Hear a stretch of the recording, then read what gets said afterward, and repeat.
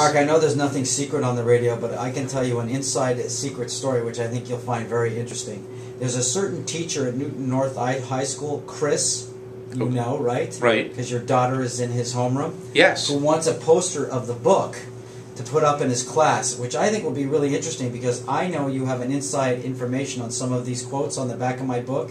Correct. I think she'll find it really funny if she sees those quotes on her classroom, won't you? Correct. Oh, that would be very cool. That special quote has to do with somebody who has a lot of admiration for you and read your book, The 24-Hour Turnaround. Well, I thought that was pretty funny that he wanted to do that, so I figured we won't tell your daughter, because she doesn't listen to this show, but if she sees that person up there giving that quote, she'd be quite astounded, right? I think she'd get a kick out of it. And that's what I said to Chris. I wrote him an email last night. I said, I think it would be great to put the poster up. I said, but watch the eyes of the little Z when you do it. Well, you know, by the way, you're modest. I mean, you're talking about my wife, Lynn Kimball, who's the head of licensing at Reebok, who read your book and thought it would be great for a lot of licensees and owners of business and entrepreneurs. So congratulations on your launching, by the way. And then we'd have your daughter watching her mother on a quote in her classroom. That would be very cool. I think that it's funny.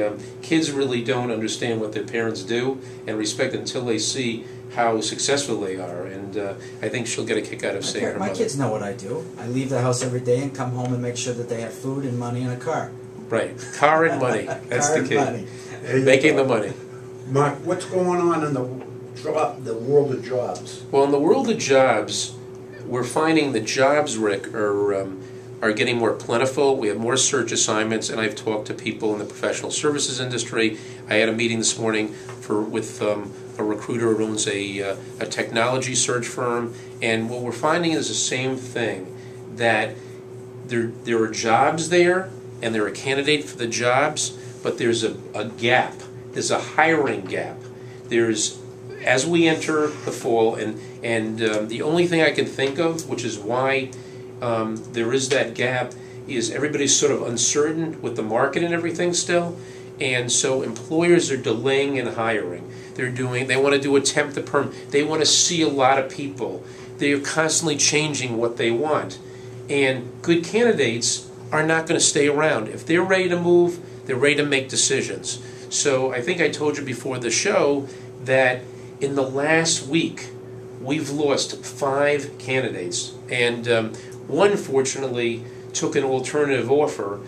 We had a client that was her first choice, so she got an offer from somebody else, and we went back to our client, and our client was able to make an offer based on our advice.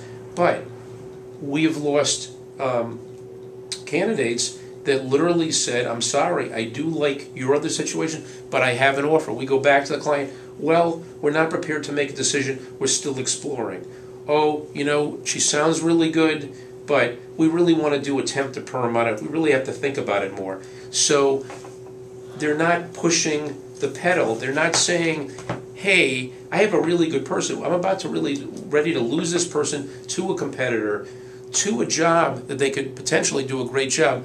And we are interested in this person because they're not prepared to make that commitment. Now, do they really have